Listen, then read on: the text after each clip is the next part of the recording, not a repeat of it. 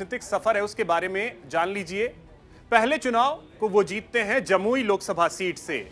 जमुई से 2014 में जीत कर आते हैं। 2019 में एक बार फिर से वो जमुई से ही लोक जनशक्ति पार्टी की ओर से मैदान में होते हैं और जीतते हैं।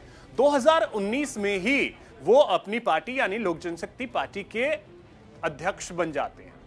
और आपको बता दें कि 2020 में बिहार चुनाव में अकेले अपने दम पर मैदान में होते हैं, लेकिन ज्यादा बेनिफिट अगर कहें तो वो पार्टी को नहीं दिलवा पाते हैं। लेकिन इस बार उनके लिए एक बहुत बड़ी परीक्षा है, क्योंकि इससे पहले जो भी चुनाव थे उसमें उन्हें कहीं ना कहीं अपने पिता का साथ मिलता रहा है, लेकिन इस बार उनके पिता नहीं है।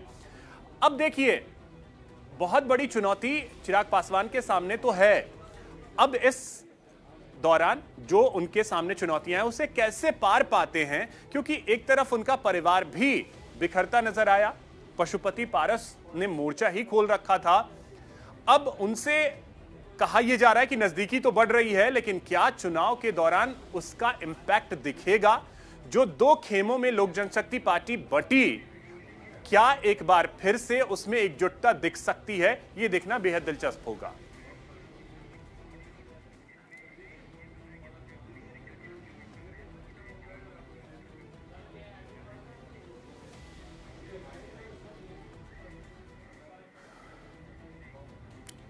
अब ये आप सोच रहे होंगे कि लोक जनशक्ति पार्टी बहुत छोटी सी पार्टी है, लेकिन बीजेपी इतना महत्व क्यों दे रही है?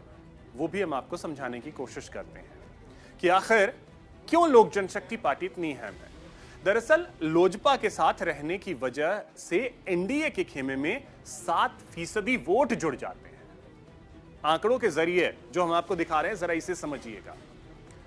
2019 का जो समीकरण था उसमें बीजेपी ने 17 सीटें जीती थी और 23.58% वोट मिले। जेडीयू ने 16 सीटें जीती थी, 21.81% वोट पड़े। लोक जनशक्ति पार्टी ने 6 सीटें जीती थी और ये 7.86% वोट जो है, जिससे लगभग आप 8%